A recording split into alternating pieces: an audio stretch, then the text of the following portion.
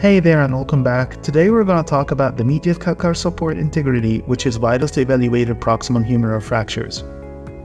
Medial calcar support consists of two components: the length of the metaphyseal head extension and the medial hinge integrity. Why is it important to evaluate it? Because medial calcar support integrity is the most important predictor of fracture-induced humeral head ischemia, also known as osteonecrosis. Not only that, but it's also very important in surgical planning and osteosynthesis. Now let's discuss each component. As regards to metaphyseal head extension, it can either be greater than 8 mm intact calcar or less than 8 mm calcar destruction.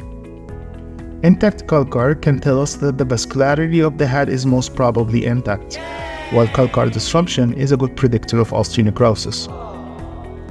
For medial hinge, if it's less than 2 mm, it's an intact hinge, which can tell us that the vascularity of the head is most probably intact.